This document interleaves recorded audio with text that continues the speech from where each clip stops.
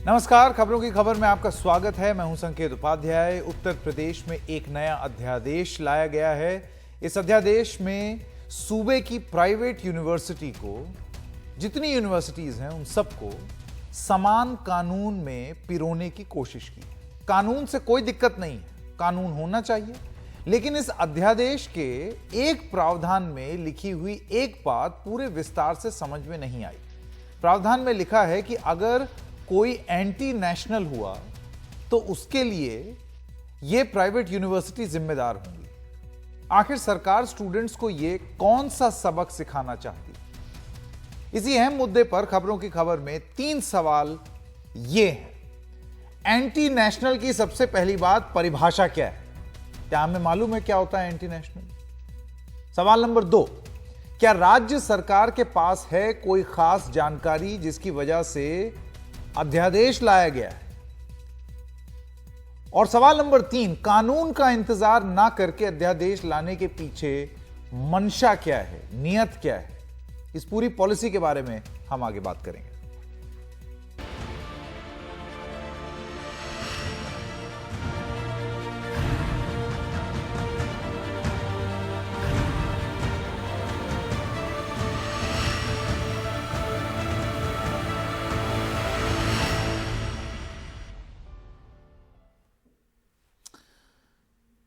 तो इसी पर है आज का हमारा खबरों की खबर। मैं स्वागत करना चाहता हूं हमारे खास मेहमान अजीत कुमार। ये जॉइंट रजिस्ट्रार हैं शारदा यूनिवर्सिटी के। ये यूनिवर्सिटी नोएडा में है और आप खासे प्रभावित हैं, मैं कह सकता हूं कि इस अध्यादेश से। सबसे पहले मैं आपसे ये जानना चाहता हूं कि क्या है इसके मुख्य बिंदु जो आपको एक असमंजस की स्थिति में डालते हैं, आपको समझ में नहीं आया कि ये क्या अचीव करना चाहते हैं? आप मुझे बता रहे थे थोड़ी देर पहले, थोड़ा जिक्र करें। दरअसल ये इसी तरह का पहले एक ड्राफ्ट भी आया था 2018 में, पिछले साल। उसमें भी कई बिंदुओं पर सलाह सुझाव मांगा गया था सारे विश्वविद्यालयों से, जो 27 विश्वविद्यालय हैं, प्राइवेट यूनिवर्सिटीज हैं। तो उसमें हम लोगों ने भी अपने दिया था। हालांकि उसमें ये चीज नहीं था जो अभी आप राष्ट्र विरोधी की जो बात कर रहे हैं, इस तरह का कुछ नहीं था। और जहां तक जैसे आपके जो 3 सवाल थे, राष्ट्र विरोधी का ये टर्म कॉलेज इंस्टीट्यूशन पर नहीं लागू होना चाहिए। आखिर हम लोग पढ़ाने के लिए, बेसिकली इंस्टीट्यूशन बनता है पढ़ाने के लिए, अच्छा विद्यार्थी तैयार करने के लिए। किस आधार पर आप कह सकते हैं कि फलाना राष्ट्र विरोधी है या फलाना नहीं है, या मैकेनिज्म कैसे चेक हो कि ये राष्ट्र विरोधी है या नहीं है, और उसके लिए संस्थान किस तरह से जिम्मेदार है। हम लोग पढ़ाने और पढ़ने के लिए जाने जाते हैं, न कि रिसर्च के लिए जाने जाते हैं। और इस तरह के एक्टिविटी से हमारे बच्चों का क्या मतलब है? तो दूसरी चीज, सरकार ने ये बोला कि ऐसी कोई भी गतिविधि ना हो, इसके लिए सिर्फ छात्र ही नहीं, यूनिवर्सिटी भी जिम्मेदार है, और आप इसके लिए एक हलफनामा भी दायर करें। ठीक है, एक बॉन्ड आप साइन करें जिसमें आप ये बोलें कि आप इंश्योर करेंगे कि ऐसी कोई एक्टिविटी ना हो। मैं सबसे अहम चीज ये जानना चाहता हूं कि इसकी परिभाषा क्या है? आप कैसे ये साबित कर पाएंगे कि ये एक एंटी नेशनल एक्ट है जो किसी छात्र ने किया है? वो कैसे डिफाइन करेंगे आप? नहीं, यही हम लोग के लिए भी सबसे बड़ा सवाल है कि आखिर हम कैसे किसी को ये घोषित कर दें कि एंटी नेशनलिस्ट है बच्चा, इसका एक्टिविटीज है। हम लोग किसी तरह अगर किसी को एंट्रेंस ले रहे हैं, एंट्रेंस बच्चा टॉप करके आ रहा है, उसका कैरेक्टर सर्टिफिकेट, सारे डॉक्यूमेंट्स वेरीफाई करें, उसमें प्रॉपर है, तो हम ये खुफिया काम तो हम लोग नहीं कर सकते कि बच्चा क्या एक्टिविटीज है क्या नहीं है। उसके लिए प्रशासन है, एडमिनिस्ट्रेशन है, आईबी है, जो सुरक्षा कर्मी है, वो उनका काम है। तो हम लोग का काम पढ़ाना है, रिसर्च कराना है, ना कि इन तरह के एक्टिविटीज को चेक करने का काम है। ये काम तो प्रशासन का है। और अपनी जानते हो, अगर किसी को गलत रहता है, अगर कुछ थोड़ा सा भी बच्चा गलत करने का प्रयास करता है, उस पर तो प्रशासन कार्रवाई करते ही, हम लोग एडमिनिस्ट्रेशन भी खुद देखते हैं। आप एक प्राइवेट यूनिवर्सिटी में हैं, मैं आपसे ये जानना चाहता हूं कि क्या लगता है आपको, क्या होगी मंशा? अब से थोड़ी देर में उत्तर प्रदेश के डिप्टी मुख्यमंत्री भी हमारे साथ अभी जुड़ेंगे जी। लेकिन आपको क्या लगता है मंशा क्या है? देखिए, मंशा, इसमें अब सरकार की मंशा तो सरकार ही जाने, लेकिन इससे कोई राज्य का हित नहीं होना है। क्योंकि राज्य, जैसे उदाहरण आपको दे रहे हैं कि अभी मैंने जो आपसे जिक्र किया था कि सरकार या तो उस तरह का इंफ्रास्ट्रक्चर डेवलप करे जिसमें अच्छे से रिसर्च हो, अच्छे विद्यार्थी उसमें भाग ले सके, पैदा हो। ऐसा सरकार कुछ कर नहीं रही है। उदाहरण में जैसे पिछले कुछ सालों में, मैं शारदा यूनिवर्सिटी की बात करूं तो पिछले 2009 में हमारा एस्टेब्लिश हुआ था। ठीक उसी साल एक अम्ब्रेला एक्ट के थ्रू सेंट्रल गवर्नमेंट ने भी सेंट्रल यूनिवर्सिटीज कई सारे बनाए थे। आप उसमें देखिए कितने यूनिवर्सिटीज अभी क्या हाल में चल रहे हैं, जो सेंट्रल यूनिवर्सिटीज है टोटली सेंट्रल फंडेड हैं। तो जब अपने यूनिवर्सिटीज को वो नहीं संभाल पा रहे हैं तो कैसे दूसरे से उम्मीद करते हैं? ठीक है। मैं अभी डॉक्टर विक्रम सिंह के पास जाना चाहता हूं, जो कि प्रो चांसलर हैं नोएडा इंटरनेशनल यूनिवर्सिटी के। डॉक्टर विक्रम सिंह, आपसे सवाल ये है, अभी हमारे पास शारदा यूनिवर्सिटी के जॉइंट रजिस्ट्रार थे जो ये कह रहे थे कि एंटी नेशनल क्या होता है, इसको डिफाइन कैसे करें, और अगर कोई बंद कमरे में कोई कुछ कर रहा है तो जब तक शिकायत नहीं आएगी आप उसके खिलाफ क्या कार्रवाई कर सकते हैं। और दूसरी चीज, आप तो डॉक्टर सिंह डीजीपी रह चुके हैं उत्तर प्रदेश के, आपको कानून अच्छे से बखूबी मालूम है। सेडिशन कानून जो है वो देशद्रोह का कानून है ही नहीं। किस सेक्शन में बंद करेंगे या क्या कार्रवाई कर लेगी एक यूनिवर्सिटी? संकेत जी, मैं निवेदन करना चाहूंगा जी। देखिए, इसमें कानून में बिल्कुल स्पष्ट व्याख्या है कि राष्ट्र विरोधी गतिविधियां क्या है। धारा 124A इंडियन पेनल कोड को देख लें, and prevention of insults to national honour 1971 को देख लें। इस एक्ट में यह स्पष्ट दिया है कि हमारे राष्ट्रीय ध्वज को, संविधान को और राष्ट्र से संबंधित जो भी मानक है, राष्ट्रगान आदि है, उसको किस प्रकार से अपमानित किया जा सकता है और क्या करेंगे तो वो अपमानित होगा। तो ये कह देना ignorance of law is no excuse, धारा 124A IPC और इसके आलोक में prevention of insults to national honour 1971, इसके आलोक में आप देख लें।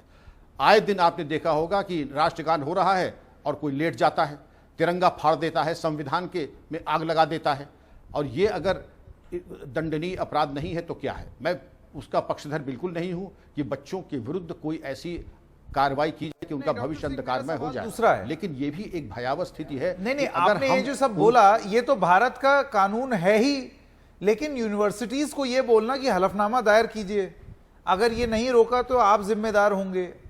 अरे भाई, ये तो भारत का कानून है जो कि मुझे लगता है यूनिवर्सिटीज में भी लागू होगा।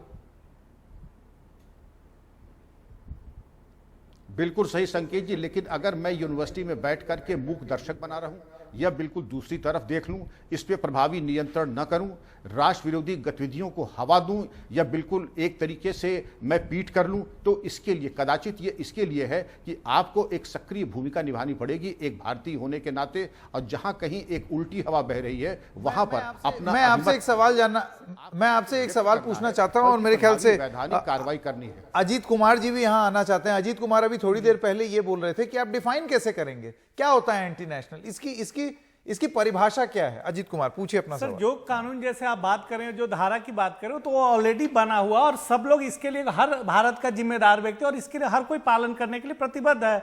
तो ये नहीं कह सकते कि इसके लिए कोई अब कॉलेज, यूनिवर्सिटी या कोई वाइस चांसलर उसके लिए क्या एफिडेविट दे। वाइस चांसलर कोई अपने कोई आपके नेता अगर नेशनल एंथम पर बैठे रहते हैं, चाहे वो MP ही क्यों ना, उनके लिए तो कोई कार्रवाई नहीं है, उन पर कोई देशद्रोह नहीं चलता। फिर एक विद्यार्थी पर हम लोग पढ़ाने के लिए बने हैं, न कि इन चीजों के लिए बने हैं। जी विक्रम सिंह जी, आपका जवाब। मेरा इसमें विनम्र निवेदन यह है कि कानून बना हुआ है, लेकिन कानून का बृहत अनुपालन करने के लिए समय समय पर उसका रिफ्रेशर दिया जाना आवश्यकता है। एक पुलिस अधीक्षक है, DG है, वो अपने थानाध्यक्ष से इस बात का शपथ पत्र लेता है कि हमारे यहाँ नाजायज शराब नहीं बन रही, हमारे यहाँ नाजायज हथियार नहीं। सारी दुनिया जानती है नाजायज हथियार जराइम है, नाजायज शराब जराइम है, लेकिन फिर भी शपथ पत्र लेते हैं कि उसको दोबारा रीइंफोर्स कर देना, इस बात में कि इसमें त्रुटि विहीन और जीरो टॉलरेंस रहेगी। शायद इस संदेश को देने के लिए इस आशय का शपथ। डॉक्टर सिंह, मैं सवाल ये पूछना चाहता हूं, ये आप दोनों से सवाल है। देखिए 2015 में हुआ था, ये जाहिर सी बात है, ये सारी चीजें जो हैं ये 2015 में जो JNU में हुआ था, जो नारे लगे थे, जो अभी भी अदालतों में उस पर कोई नतीजा नहीं आया है। ये नहीं पता चला है कि वो एंटी नेशनल सही में था या नहीं, वो अभी मामला अभी भी अदालतों में विचाराधीन है। डॉक्टर सिंह, मैं आपसे ये जानना चाहता हूं, ये प्रकरण हुआ 2015 में, कानून नहीं आया है, अध्यादेश आया है 2019 में, एक बहुत ही इमरजेंसी के तहत अध्यादेश। आप भी जानते हैं कि ये एक इमरजेंसी क्लॉज होता है कि जब अगला सत्र आएगा तो उसके बाद कानून पेश किया जाएगा। एकदम से इसका लाना, वो भी 4 साल उस प्रकरण के हो जाने के बाद, इसके पीछे क्या वजह है, आपको क्या लगता है?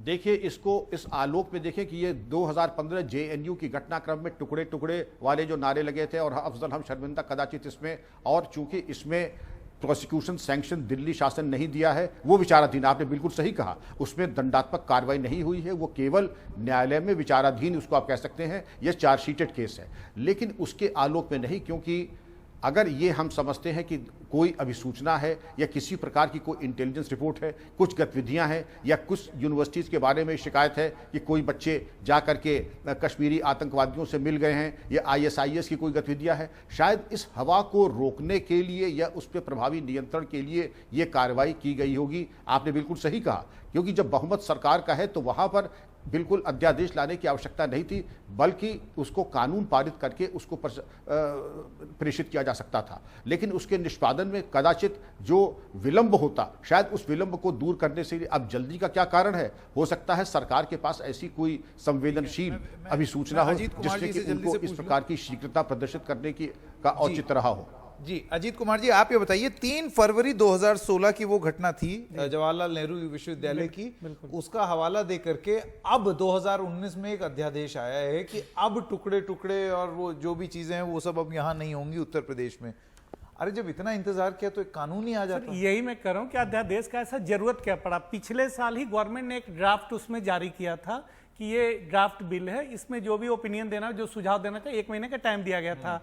सारे एजुकेशन इंस्टीट्यूशन और कई लोगों ने, अपने जो भी शिक्षाविद लोगों ने सुझाव दिया, लेकिन उस पर सरकार उसी को आगे बढ़कर उसको कानून बना सकती थी। लेकिन ये अचानक अध्यादेश का मेरे ख्याल में कोई, और एक तरफ सेंट्रल गवर्नमेंट ऑलरेडी लाई हुई है ड्राफ्ट बिल, वो कहते हैं कि एजुकेशन में फुल्ली ऑटोनॉमी होनी चाहिए, फाइनेंशियल, ये कहते हैं बिल्कुल नहीं होनी चाहिए। तो दोनों एक साथ, या तो आदमी सेंट्रल को माने या स्टेट को माने। ठीक है, डॉक्टर विक्रम सिंह और अजीत कुमार जी, आपका बहुत बहुत शुक्रिया।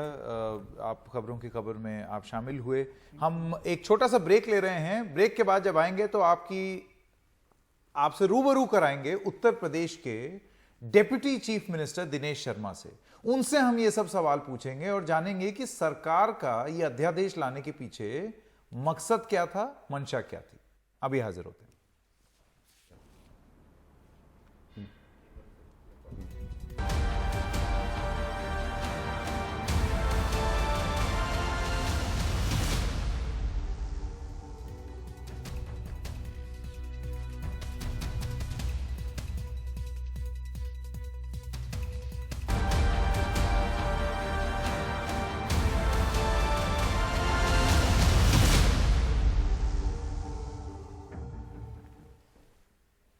खास मेहमान है हमारे साथ उप मुख्यमंत्री उत्तर प्रदेश के दिनेश शर्मा। आपका स्वागत है खबरों की खबर में।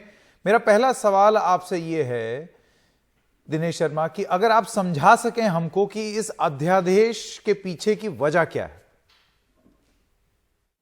निजी विश्वविद्यालय एक्ट का सीधा सा तात्पर्य है कि अभी तक उत्तर प्रदेश में कोई ऐसी गतिविधि या ऐसी एक्टिविटीज़ शिक्षा के क्षेत्र में निजी विश्वविद्यालयों के लिए नहीं थी जिससे उनके कार्य संचालन में कोई किसी प्रकार का कोई नियम हो या उपनियम बना हो। एक्ट के बन जाने के बाद में एक तरीके से ये निजी विश्वविद्यालयों के लिए सुरक्षा कवच के रूप में ये काम करेगा और इससे हम उनकी गतिविधियों को केंद्रित कर सकते हैं। जैसे उदाहरण के तौर पर हमारा एकेडमिक कैलेंडर क्या हो, हमारी परीक्षाएं कब हो, हमारा रिजल्ट कब आए, हमारा नया सत्र का प्रारंभ कब हो, ये कुछ एक रूपताएं उसमें हैं जो इसमें इस एक्ट के अनुसार वो आपस में समन्वय स्थापित करती हैं। साथ में निजी विश्वविद्यालय एक्ट का जो प्रोफार्मा आता है उसमें एक विद्यार्थियों को भी, शिक्षकों को भी एक एश्योरेंस मिलता है एक प्रकार का कि जो वो पढ़ाई कर रहे हैं उनकी डिग्री के प्रति सरकार भी एक उनके सहायक के रूप में काम करेगी। निजी विश्वविद्यालय एक्ट पूर्णतः स्वतंत्रता प्रदान करता है निजी विश्वविद्यालय को। उनके कार्यकलापों में जो शैक्षिक गतिविधियां हैं उसमें किसी प्रकार का कोई हस्तक्षेप नहीं है। वो अपने जो उनके नियम और उपनियम हैं उनको शामिल करते हुए जो उत्तर प्रदेश निजी विश्वविद्यालय एक्ट के प्रावधान हैं, जो उसके नीतिगत निर्णय हैं, उसको वो सम्मिलित करके अपना वो एक्ट अपने विश्वविद्यालय में बना सकते हैं। इस बात का नहीं दिनेश जी, मेरा सवाल आपसे ये है कि ये उसके कारण तो मैं समझ गया, लेकिन तमाम कॉलेज में एक है यूनिवर्सिटी में कोई एंटी नेशनल गतिविधि ना हो, बाकी सारे जो मामले आपने बताए वो सब वाजिब हैं, लेकिन ये जो क्लॉज है इसको अगर आप थोड़ा विस्तार से समझा पाएं, क्योंकि इसको लेकर के थोड़ा बवाल हो रहा है। देखिए, ये एक अंतर्निहित तथ्य है कि चाहे वो विश्वविद्यालय हो या कोई भी संस्था हो, देश के प्रति जो भी लॉयल है या देश के प्रति जो भी जवाबदेह है, वो स्वयं से इस प्रकार की गतिविधियों को कभी संचालित नहीं करता है।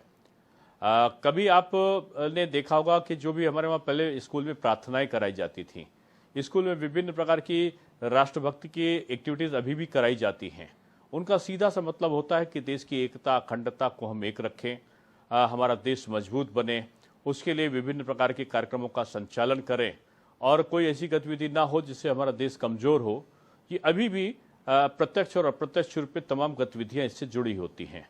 हमारा केवल मंतव्य उन्हीं गतिविधियों की तरफ हमारा इशारा भी है, वो हमारा संकेत भी है कि ऐसी गतिविधियां विश्वविद्यालय स्तर पर कतई ना हो जिनसे देश की एकता अखंडता को कोई नुकसान पहुंचता हो। नहीं, एंटी नेशनल की परिभाषा क्या होगी दिनेश जी? ये कौन तय करेगा कि एंटी नेशनल क्या है? देखिए, ये जो एक्ट है, एक्ट की परिनियमावली भी बनती है।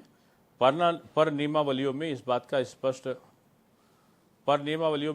स्पष्ट संकेत होगा कि कौन सी गतिविधियां किस प्रकार की है। लेकिन एक सामान्य प्रवृत्ति है कि लोग जानते हैं कि हम जैसे कुछ विश्वविद्यालय थे जहां पर इस प्रकार के नारे लगे जो देश के विखंडन की ओर संकेत करते थे, तो इस प्रकार की गतिविधियां नहीं होनी चाहिए। सामान्य प्रवृत्ति है और मैं समझता हूं इसको सारे विश्वविद्यालय लिखें ना लिखें, इस बात को मानने के लिए बाध्य हैं कि हम जिस देश में रहते हैं उस देश में इस प्रकार की गतिविधियां हों जो देश को मजबूत करें, राष्ट्रीय एकता को मजबूत करें।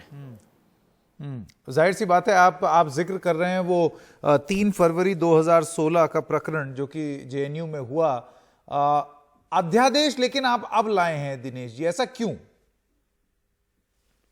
देखिए, मुझे लगता है कि आपने पूरा एक्ट को ठीक से अगर पढ़ा होता तो इस प्रकार के प्रश्न नहीं होते।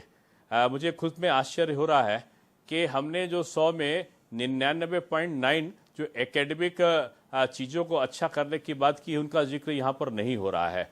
जिक्र केवल उस बिंदु का हो रहा है जिसमें हमने राष्ट्रीय एकता अखंडता की बात करी है। मैं समझता हूँ कि इस प्रकार की चर्चा उचित इसलिए नहीं होगी क्योंकि ये हर नागरिक का जो भारतवर्ष में रहता है उसका कर्तव्य है कि वो जो भी कृत्य करे वो राष्ट्रहित में हो और देश को मजबूत करने के लिए हो। अगर इस बात को हम लिखा पढ़त में कहते हैं तो मैं समझता हूँ ये आपत्तिजनक कहाँ से हो गया है। हमने पूरे एक्ट में आप देखेंगे कि सारी एक्टिविटीज़ को लिखा है कि कैसे हमारी शिक्षा का संचालन हो, कैसे बच्चों को डिग्री की एक प्रामाणिकता के तौर पर डिग्री मिल सके, कैसे टीचर्स की सैलरी के बारे में, उनकी प्रोन्नति के बारे में उनको प्रोटेक्ट किया जा सके, कैसे निजी विश्वविद्यालय अपने कार्य संचालन परिषद का गठन कर सकते हैं, अपने वाइस चांसलर को अपॉइंट कर सकते हैं, कैसे उनको स्वतंत्रता हमने दी है। ये सारी चीजें, ऐसा ये मॉडल एक्ट है कि पूरे देश में जिसकी चर्चा होगी, जिसकी गुणवत्ता को लेके, जिसकी अच्छी चीजों को लेके, उन चीजों की चर्चा हम यहाँ पर नहीं कर रहे हैं। हमने केवल एक लाइन जो लिखा है कि राष्ट्रीय एकता अखंडता को चोट ना पहुंचे, तो मैं समझता हूं ये चर्चा का विषय ही नहीं होना चाहिए। इसके भी दिनेश जी, इसके भी कोई भी खिलाफ नहीं हो सकता। आप कोई भी काम करेंगे नहीं दिनेश जी, इसके भी खिलाफ कोई नहीं हो सकता। कौन उठ के बोलेगा कि देश की अखंडता पर चोट लगाई जानी चाहिए? इसकी खिलाफत तो कोई भी नहीं करेगा, हम तो बिल्कुल नहीं करेंगे, करना भी नहीं चाहते। लेकिन एंटी नेशनल ऑर्डर पर गाइडलाइंस कौन बनाएगा और विश्वविद्यालयों की जवाबदेही से उन पर दबाव नहीं पड़ेगा? जैसे कि अभी यहां पर थोड़ी देर पहले कुछ लोग थे, वो कह रहे थे हमें कैसे मालूम बंद कमरे में क्या हो रहा है, उसके लिए हम कैसे जिम्मेदार हो जाएं?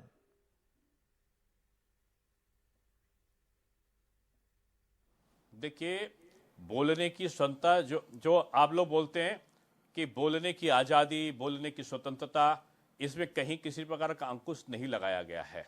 आप खूब बोलें, आप देश के नेता की आलोचना भी करें, राष्ट्र की कमियों को, खामियों को भी दर्शाएं, लेकिन राष्ट्र को हम तोड़ देंगे, भारत तेरे टुकड़े होंगे, ये चीज़ें मैं समझता हूँ कोई भी आप भी स्वयं में भी पसंद नहीं करेंगे। तो ये सामान्य सी चीज़ कही गई है और इसमें कोई ऐसी आपत्तिजनक चीज़ नहीं है जिसको हम लोगों ने किसी को आहत पहुंचाने के लिए या किसी चीज़ को इंसिस्ट करने के लिए किया हो।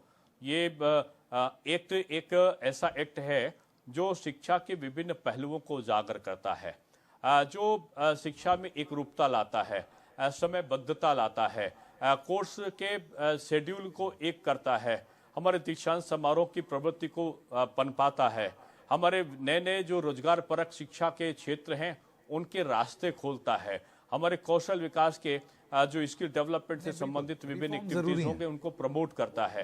तो मैं समझता हूं कि ये एक्ट एक ऐसा मॉडल एक्ट है जिसको आप खुद स्वयं देखेंगे कि दूसरे प्रदेश जिसको बहुत जल्दी अपनाने की तरफ आगे बढ़ेंगे। चलिए, डॉक्टर दिनेश शर्मा, आपका बहुत बहुत शुक्रिया कि आप एनडीटीवी इंडिया पर आए। खबरों की खबर में आपने ये खबर को पूरे विस्तार से समझाने की कोशिश की कि सरकार करना क्या चाहती है, उसकी मंशा क्या है। खबरों की खबर में सिलसिला बस इतना ही। खबरें जारी रहेंगी एनडीटीवी इंडिया पर।